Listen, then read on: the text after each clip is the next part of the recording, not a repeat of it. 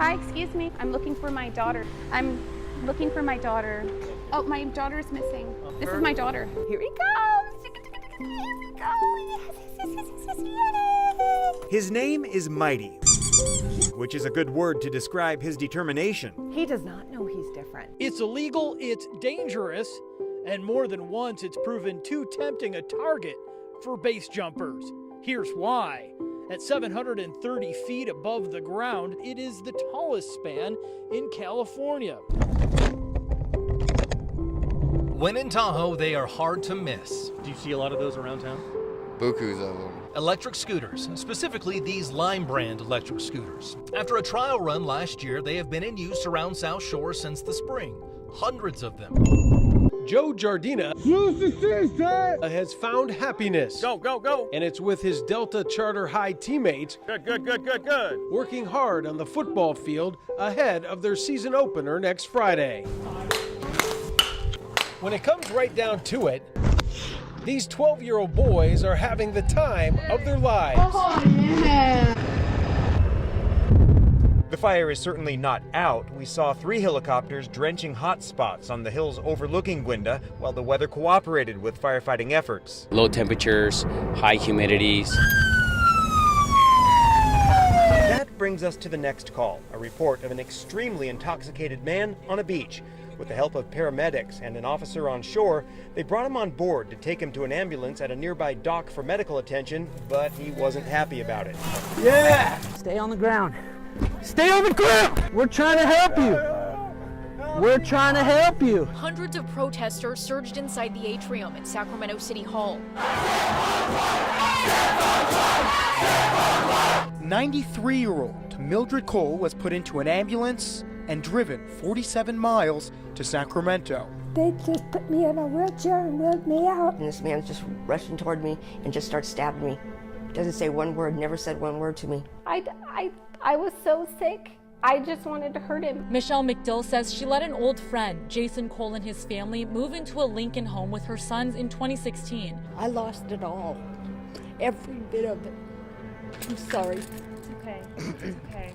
One of these homes in the Keswick Estates belonged to Sarah Joseph Anaya. A week before Christmas, they found themselves on a rooftop in San Francisco for a public pillow fight. Is that where we start? Yeah. It's just really surreal to have all this stuff happening. So, how did they get here? Well, their story begins nearly a decade ago. I was bored and I had to stay here, but I'm doing the best I can. The path that led De Leon to this point begins where his story will end, in Madera, California, with his family. He wants to come home with his kids, his grandkids, the family. So if they were to come back into our bar or attempt to come back into our bar, it would immediately put up a red flag to us. Not only to them, but Riccobono says to a network of bars who use patron scan in all 50 states. If you're flagged for violent behavior in one bar, you could be blacklisted from all the others as well, including dozens here in Sacramento. If you decide you want to be a tough guy every time you go out and try and start fights, bar owners want to know that.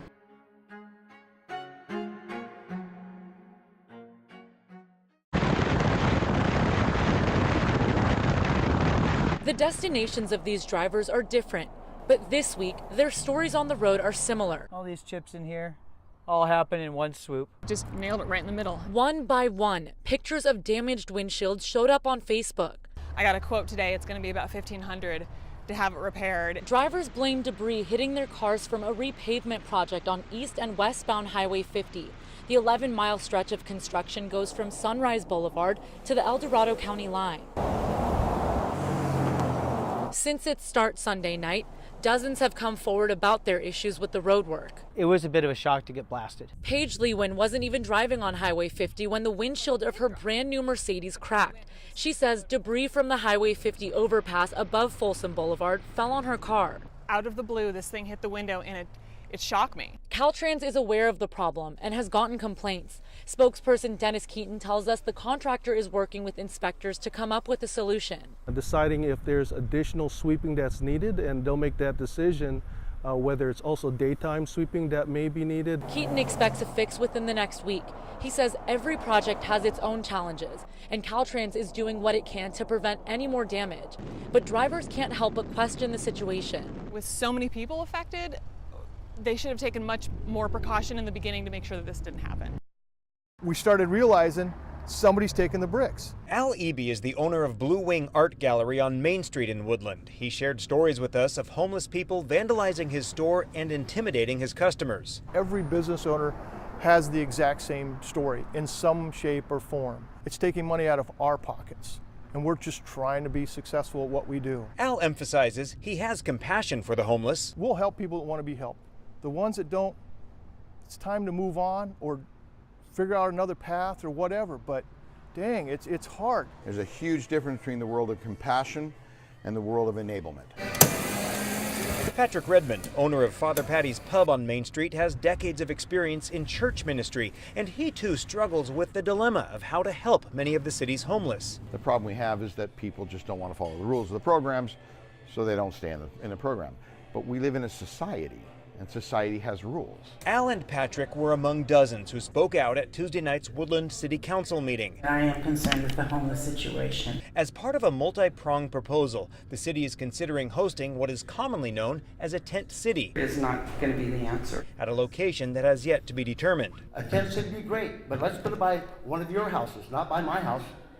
Because I don't want to see my property go down because you want to go for something else.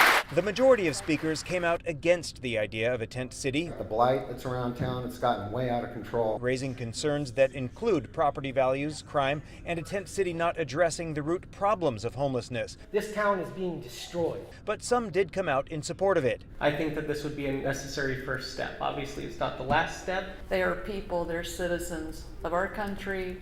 There are folks who are here who need our help. We have to start thinking a little bit differently on how we address this issue, but a tent city is certainly not the right answer. We asked a homeless man about it. Raymond Santos would like to see a tent city. Because sometimes you got nowhere to go. You don't want to go sleeping in front of someone's businesses and they get upset that you're making messes. But he agrees it's little more than a temporary fix. It's okay for people that need immediate help, but in the long run, you want to get them a job. I mean, you know what I mean?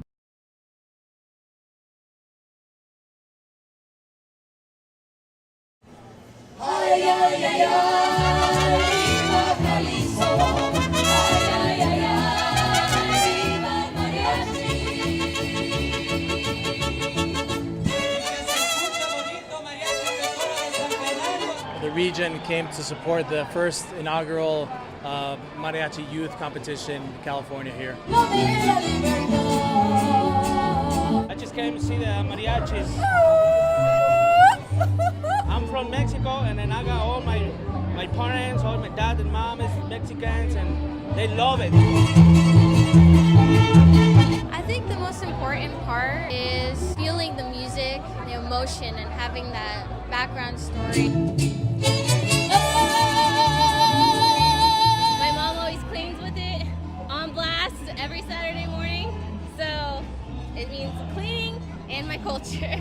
The winner of the competition gets a prize of $5,000. And the winner has an opportunity to sing with Mariachi Vargas. They're pretty much like the Rolling Stones of mariachis.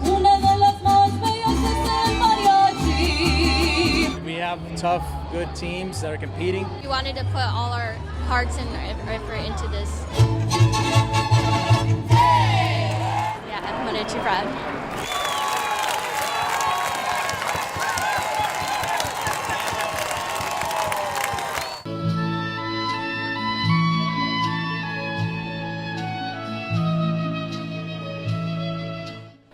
This is Empire Ranch. We're an Alzheimer's dementia facility. The higher functioning all the way to the lower functioning. We're here for them till the end of life. Here we go, Evelyn! Here we have Rosie! Disco queen, woo woo! We called it A Wrinkle in Time. We had the red carpet for them, and it's really important for them to feel special. We're gonna turn. Yeah, tell us! Everyone's always familiar with Oscars and Academy Awards, and just to see everybody dressed up and looking their best, it took a lot of time and effort to do this, and I'm very excited to be here.